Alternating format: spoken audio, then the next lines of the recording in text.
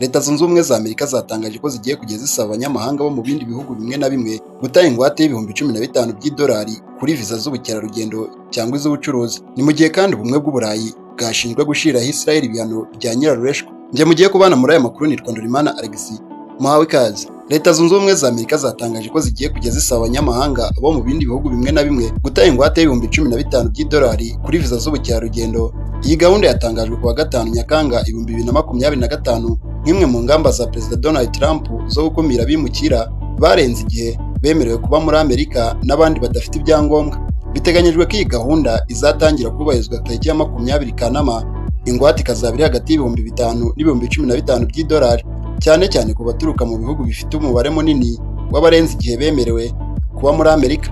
Minisiteri y'Ububanyi n'Amahanga ya Amerika yatangaje ko bitatanga imibare nyayo y'abazagirwaho ingaruka n'iyi gahunda, ariko ikavuga ko nibura abantu 2,000 bashobora gusabwa kwishyura izo ngwate mu gihe cy'igerageza. Kuva Trump yajya ku butegetsi muri Mutarama, Amerika yazamuye ingengo y'imari yifashishwa mu gukumira abanyamahanga badafite ibyangombwa, ikaza uburinzi ku mipaka, ita muri yombi benshi binjiye binyuranyije n'amategeko. Muri Kamena, Trump yambuye abaturage bo mu bihugu 19 byiganjemo ibyo muri Amerika uburenganzira bwo kujya mu gihugu cye, asobanura ko byakozwe mu rwego rwo kurinda umutekano w'abanyamerika. Raporo y'urwego rushinzwe abinjira n'abasohoka n'umutekano ku mipaka yerekanye ko mu 2023 habonetse abasaga 500,000 barengeje igihe bemerewe kuba muri Amerika, barimo 49,000 bo muri Mexique, 41 bo muri Colombia, 20,000 bo muri Brazil, Haiti, Venezuela na Repubulika ya Dominicana.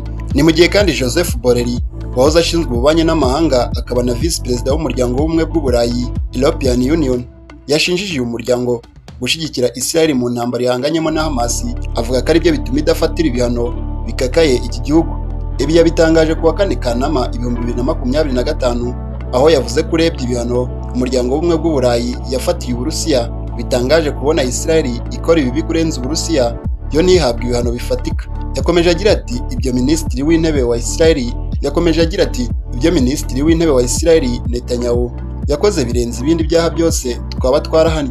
Kutagira icyo dukora kwacu bitangiye kwerekana ko dushobora kuba dufite uruhare mu biri kuba. Borrell yakomeje avuga ko intwaro nyinshi zikoreshwa na Israel zikorerwa mu Burayi, ariyo mpamvu ibihugu byinshi biba bidashaka kugira icyo bivuga ku ntambara iri kubera muri Gaza. Intambara ya Israel na Gaza yatangiye mu 2023 ubwo umutwe wa Hamas wigaruriye agace ka Gaza wateraga muri Israel ukica abantu barenga 1,000 ndetse ugafata bugwate abarenga 200.